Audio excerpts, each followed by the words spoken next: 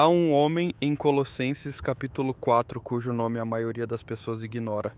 Ele recebe 2 versículos. Nenhum livro da Bíblia leva o seu nome, nenhuma pintura famosa, nenhum hino. E, no entanto, a carta que acabaram de estudar durante 13 semanas nunca teria existido sem ele. Seu nome é Epáfras. Ele era de Colossos, um gentio que provavelmente se converteu durante o ministério de 3 anos de Paulo em Éfeso, em meados dos anos 50 do Cristo, a cerca de 100 milhas a oeste de sua cidade natal. E quando retornou a Colossos, levou consigo o evangelho e fundou a igreja ali. Também fundou igrejas nas cidades vizinhas de Laodiceia e Hierápolis. As 3 estão situadas no Vale do Lico, um corredor estratégico entre a costa asiática e a Síria. Paulo nunca visitou Colossos. Ele mesmo diz isso no capítulo 2, 1. Nunca viu seus rostos. Tudo o que os colossenses sabiam sobre Jesus aprenderam de Epáfras. Este homem foi seu pastor, seu evangelista, aquele que lhes anunciou primeiro o nome de Cristo. Pois bem, já revisamos toda a lição no vídeo de resumo do canal. Se ainda não viram, vejam. Ele oferece uma visão de conjunto da lição 13, o final da carta de Paulo aos Colossenses. Podem ver isso primeiro e depois voltar aqui, ou começar aqui e ir para lá depois. Ambas as opções funcionam. Mas este episódio é diferente. Paramos mais tempo em uma sala. Sentamo-nos com as pessoas que Paulo nomeia nestes últimos versículos e perguntamos o que suas histórias realmente nos dizem sobre fidelidade, sobre o esfriamento e sobre o que custa de verdade levar o evangelho por toda uma vida. E então algo começou a dar errado. Falsos mestres se mudaram para o vale. Uma mistura de misticismo judaico, adoração a anjos, regras alimentares estritas e uma espécie de protognosticismo precoce que sussurrava: Cristo é bom, mas não é suficiente. Vocês precisam de mais. Mais rituais, mais conhecimento, mais camadas entre vocês e Deus. Epáfras viu como sua igreja começava a se desviar e fez algo que a maioria dos pastores em sua situação não teria feito. Deixou sua igreja. Viajou de Colossos a Roma, mais de 1000 milhas a pé e de barco, não para fugir, mas para encontrar Paulo. Para sentar-se com o apóstolo e dizer: Meu povo está em apuros. Preciso que escreva algo para eles que os faça voltar. E Paulo o fez. A Epístola aos Colossenses é essa carta, 4 capítulos: a preeminência de Cristo, a plenitude do crente, a nova vida, as relações. E agora, no capítulo 4, ao final, Epáfras aparece novamente. E Paulo conta aos Colossenses o que este homem fez enquanto estava em Roma. Orou e não superficialmente. Paulo utiliza uma palavra para isso, a palavra grega agonizomai. Daí deriva a palavra inglesa agonize, agonizar barra lutar. Significa combater, lutar, esforçar-se como um atleta em uma competição. Epáfras lutava em oração por pessoas que já não podia ver, para as quais já não podia pregar, com as quais já não podia se sentar. Lutava com Deus por eles à distância, como seu representante. E então ocorreu algo que Paulo menciona apenas de passagem na carta a Filemon. Epáfras também se tornou um prisioneiro. Em Filemon 1, 23 diz: Saúdam-te, Epáfras, meu companheiro de prisão por Cristo Jesus. Não conhecemos as circunstâncias. Não sabemos se foi preso por sua pregação, por sua conexão com Paulo ou por algo totalmente diferente. Mas o homem que deu tudo para salvar sua igreja terminou acorrentado ao lado do apóstolo que ele tinha ido procurar. E nunca lhe foi permitido levar a carta de volta ele mesmo. A carta que ele havia inspirado, a carta pela qual havia viajado mais de 1000 milhas, foi levada a Colossos por outra pessoa. Tíquico e Onésimo a entregaram.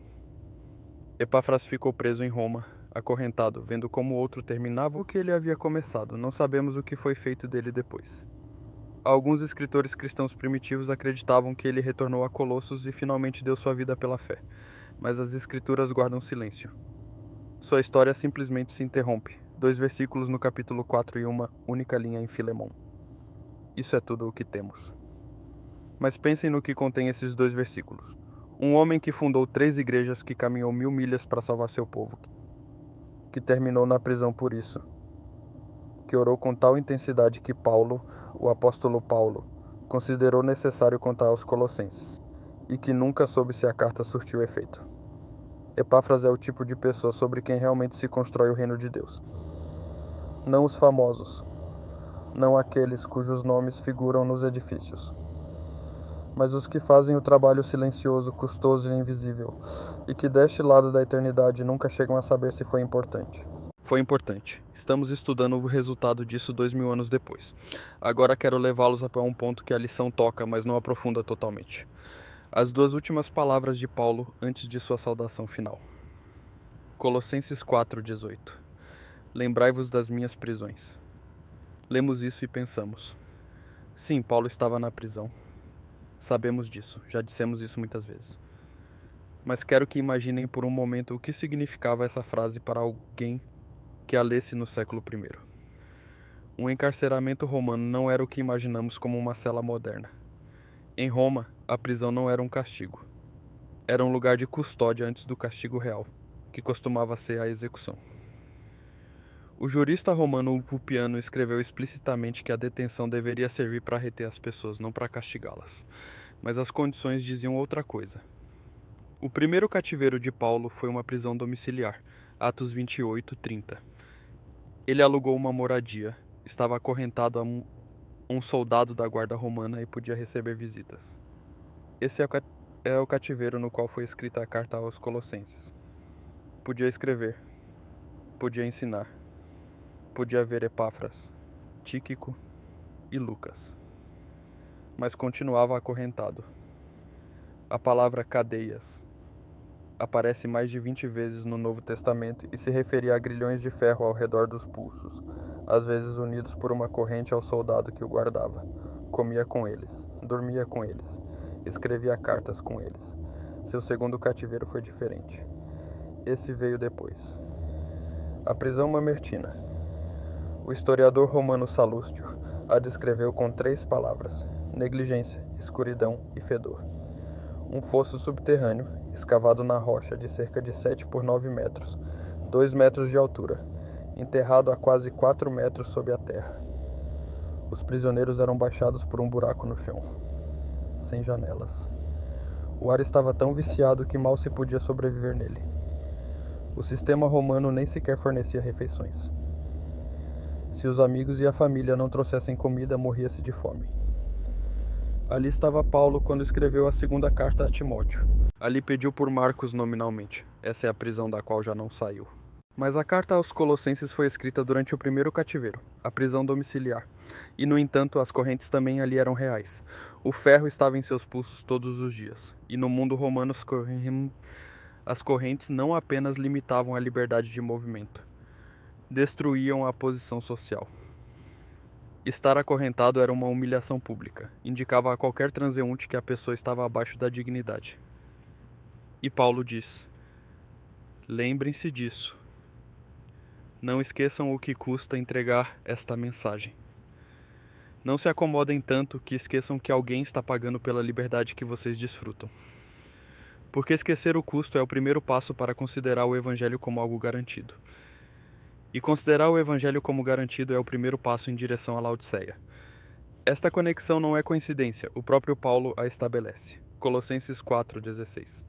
Instruiu os colossenses a compartilhar esta carta com a igreja de Laodiceia e a ler a carta que ele enviou a Laodiceia. Aquela carta desapareceu, perdeu-se. Nunca a leremos, e acredito que vale a pena deter-se nesse silêncio. Deus preservou 66 livros. Preservou cartas escritas em papiro, em um mundo onde o papiro se desintegrava em décadas. Preservou textos copiados à mão durante séculos, através de línguas, através de impérios que nasciam e caíam. A preservação da Bíblia é em si mesma um milagre de intenção. E aquela carta ele não preservou. Não sabemos porquê, mas sabemos o que ele preservou. Preservou Colossenses, a carta que nos diz que Cristo é tudo e em todos. Preservou Apocalipse 3, a carta que diz a Laodiceia que ela é morna e que está prestes a ser vomitada. Preservou a conexão entre ambas para que 2000 anos depois pudéssemos lê-las lado a lado e compreender que a igreja que teve acesso à verdade mais profunda sobre Cristo, mesmo assim, conseguiu se tornar a igreja perigosamente confortável do Novo Testamento. O conhecimento por si só não protege você. Laodiceia ouviu ler Colossenses em voz alta. Sentaram-se em uma sala e ouviram alguém dizer: porque nele habita corporalmente toda a plenitude da divindade, e vocês estão completos nele. E em uma geração Jesus estava a sua porta batendo, pedindo para que o deixassem entrar. Isso deveria assustar qualquer um que acredite que basta estar na igreja certa, ler os livros adequados e conhecer as doutrinas corretas. Então, o que é suficiente? O que protege uma pessoa de se tornar uma Laodiceia? Ellen G. White responde a esta pergunta com um dos parágrafos mais precisos que já escreveu. E não quero apenas citá-lo, quero desmembrá-lo pouco a pouco. Porque a maioria dos adventistas ouviu a frase famosa, mas poucos interiorizaram o pensamento completo. Ela escreve em O Desejado de Todas as Nações, que quando a alma se entrega a Cristo, um novo poder se apossa do novo coração. Realiza-se uma mudança que nunca poderíamos realizar por nós mesmos. E então ela diz algo que deveria nos fazer refletir. Chama isso de uma obra sobrenatural. Um elemento sobrenatural é introduzido na natureza humana. Não é uma melhoria moral, não é mais esforço. Não é tornar-se uma versão melhor de si mesmo. Algo de fora da natureza entra na natureza. Remodela-a por dentro. Isso é o que é realmente o Evangelho. Não um conselho, não uma inspiração, mas uma invasão. Um poder que entra em uma vida que nunca poderia produzi-lo por seus próprios meios. E então nos dá essa imagem. A alma rendida a Cristo torna-se sua própria fortaleza, que ele mantém em um mundo caído. E ele deseja que não se reconheça nela outra autoridade senão a sua. Uma alma assim, possuída pelos poderes celestiais, é inexpugnável diante dos ataques de Satanás. Inexpugnável, não quase segura, não vencedora na maioria das vezes. Inexpugnável. A alma que se entregou verdadeiramente a Cristo não pode ser tomada. O inimigo pode assediar, tentar, acusar, pressionar, mas não pode tomar a fortaleza, porque aquele que habita nela é Deus. Mas imediatamente ela muda o rumo. Se não nos submetermos ao domínio de Cristo, seremos dominados pelo maligno. Inevitavelmente temos que estar sob o controle de um ou outro dos dois grandes poderes. E então segue a frase que, na minha opinião, explica Demas melhor do que qualquer outra coisa na escritura ou no comentário. Ela escreve: não é necessário que escolhamos deliberadamente o serviço do reino das trevas para ficar sob o seu domínio. Basta que negligenciemos aliar-nos com o reino da luz. Negligência. Esta palavra é crucial. Demas não anunciou sua partida. Não publicou um manifesto. Não discutiu teologia com Paulo, nem saiu furioso após uma discrepância. Simplesmente transferiu seu afeto de uma coisa para outra de forma gradual, silenciosa e lenta. Em Colossenses 4,14 ele é um colaborador. Em Filemão 24 é um companheiro de luta. Na segunda carta a Timóteo 4:10 disse que ele amou este mundo presente. 3 instantâneos ao longo de alguns anos. Um homem deslizando em câmera lenta. Sabem o que é assustador sobre Demas? Ele estava muito perto. Estava na mesma sala com Paulo. Ouvia como as cartas eram escritas. Via Paulo orar. Experimentou o poder sobrenatural do Evangelho de perto. E não foi suficiente, porque a proximidade não equivale à entrega. Estar perto do fogo não é o mesmo que arder você mesmo. Você pode estar sentado no banco certo todo sábado. Pode ler os livros adequados, ouvir os podcasts adequados, estudar a lição correta. E se o coração não estiver entregue a Cristo diariamente, ativamente e em cada momento, você não está na fortaleza. Está fora, e fora você está desprotegido. Ela escreve: a menos que mantenhamos uma conexão vital com Deus, mediante a entrega de nós mesmos a Ele em cada momento seremos vencidos. Sem um conhecimento pessoal de Cristo e uma comunhão constante, estamos à mercê do inimigo, e no final faremos a sua vontade. No final, esse desenvolvimento é o de Demas.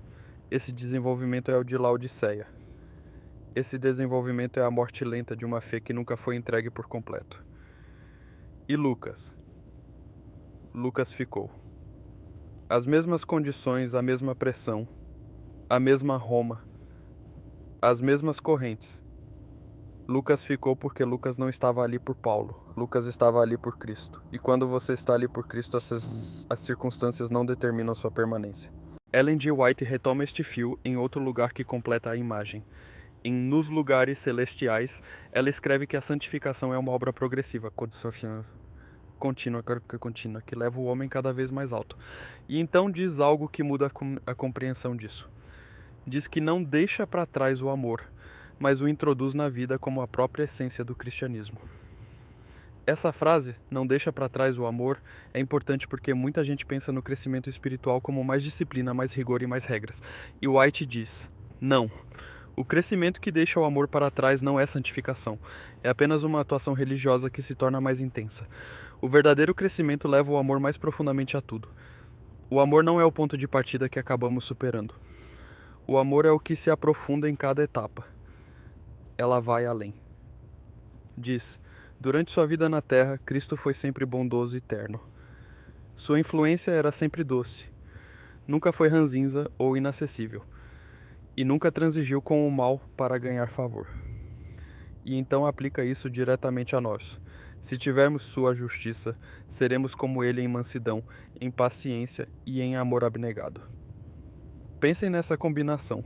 Nunca ranzinza, nunca inacessível e nunca disposto a transigir diante do mal. A maioria das pessoas domina apenas um lado. Ou são suaves e deixam tudo passar, ou são inflexíveis e mal se pode suportá-las. Cristo manteve ambas as coisas em equilíbrio. E a oração de Epáfras para que os colossenses estejam firmes, perfeitos e completos é uma oração para que o caráter de Cristo, essa combinação específica, se reproduza em pessoas comuns mediante a obra do Espírito.